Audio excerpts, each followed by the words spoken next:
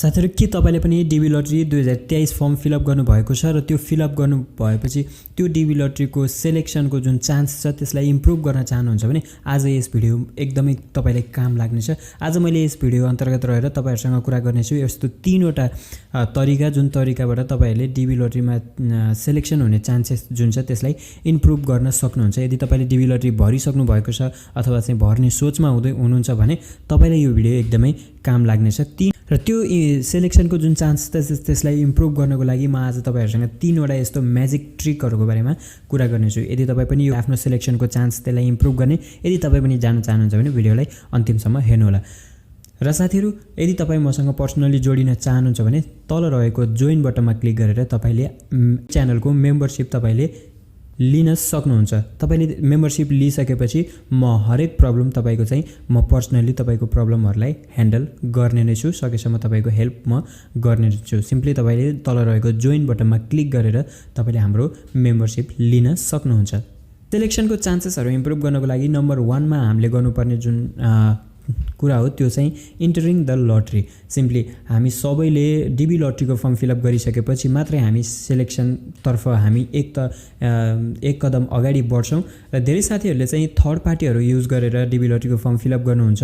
Exact वेबसाइटबाट चाहिँ DB लटरीको form fill up गर्नुहुन्न जसले गर्दाखेरि उनीहरु सिलेक्ट नै हुँदैनन् हैन। उनीहरुको चाहिँ त्यहाँनिर पैसाहरु लागेर उनीहरुले चाहिँ थर्ड पार्टीबाट डिबी लटरीको फर्म फिलअप गरेको हुन्छ। तर डिबी लटरीको फर्म फिलअप गर्नको लागि एउटा मात्रै वेबसाइट छ जुन वेबसाइटको लिंक म भिडियोको डिस्क्रिप्सनमा हाल्दिन्छु। स्क्रिनमा पनि तपाईले देख्न सक्नुहुन्छ। यो लिंकबाट चाहिँ तपाईले डिबी लटरीको फर्म फिलअप गर्न सक्नुहुन्छ र यसको डेडलाइन भनेको नोभेम्बर 9 सम्म हामीले डिबी लटरीको फर्म फिलअप गर्न सक्छौं। त्यस्तै नम्बर 1 मा रह्यो इन्टरिङ द लटरी। तपाईले डिबी लटरीको फर्म फिलअप गरिसकेपछि मात्र तपाईको सिलेक्सनको चान्सेस चाहिँ के हुने हो त हाई हुने हो। सबैभन्दा महत्त्वपूर्ण टिप्स जुन रहेको छ त्यो चाहिँ नम्बर 2 को टिप्स चाहिँ हो, मतलब टेलिङ द ट्रुथ। तपाईको डिबी लटरी फर्म तपाईले फिलअप गर्नुभयो भने यो तपाईहरुको चाहिँ फर्स्ट स्टेप हो। फर्स्ट स्टेपबाट नै तपाईले झुट बोल्दै आउनु भयो भने पछि गएर स्योर हो तपाईको चाहिँ जुन डिबी लटरी परिसकेपछि तपाईको भिजा पछि गएर रिजेक्ट हुन्छ नै हो। यो 100% हो। त्यही भएर हामीले फर्स्ट स्टेजबाटै हामीले साँचो बोल्ने गरौँ। म्यारिड हुनुहुन्छ भने तपाईले म्यारिड भनेर डिबी लटरीको फर्म फिलअप गर्नुहोस्। तपाईसँग डेरिभेटिभ्सहरुको फोटो छैन, तपाईसँग हस्बेन्ड अथवा वाइफको फोटो छैन, तपाईहरुकोसँग चिल्ड्रेनको फोटो छैन भने तपाईले डिबी लटरी फर्म फिलअप नगर्नुहोस्। अझै हामीसँग धेरै टाइम छ। तपाईले फोटोहरु कलेक्ट गरेर मात्र डिबी लटरीको फर्म फिलअप गर्नुहोस्। एकचोटी तपाईले फिलअप गरिसकेपछि तपाईले फेरि तपाईले फिलअप गर्न सक्नुहुन्न। तपाईले त्यस्तो गर्नुभयो भने तपाई डिस्क्वालिफाई हुनुहुन्छ हैन। त्यही भएर हामीले अगाडि बढे पनि डिबी लटरीको फर्म हामीले सकिने बेला डेडलाइनमा भरे पनि सबैको चान्सेस एउटै हो। यो कुरा हामीले पहिला भिडियोमा पनि कुरा गरिसकेका छौं। त्यही भएर तपाईहरुसँग फोटो छैन भने तपाईले फोटो कलेक्ट गरेर डिबी लटरीको फर्म फिलअप गर्नुहोस्।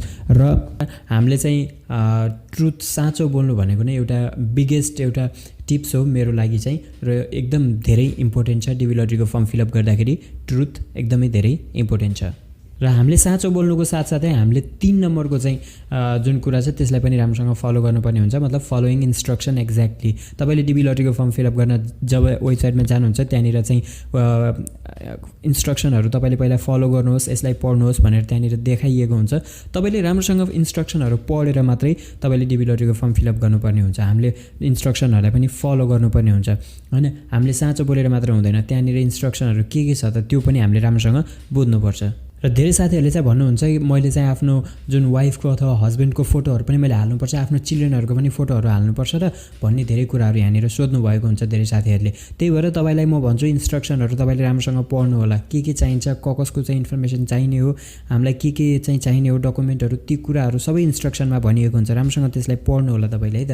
र यदि कसैले भन्छ कि मलाई चाहिँ यति रुपैयाँ दियो भने चाहिँ म चाहिँ तपाईलाई 100% म ग्यारेन्टी दिन्छु तपाईलाई डिबी लटरी हामी पार्दिन्छौँ भनेर चाहिँ कसैले यदि भन्छ भने स्योर हो उनीहरुले चाहिँ तपाईहरुसँग त ठग्ने कुराहरु गरिराखेको हुन सक्छ हैन।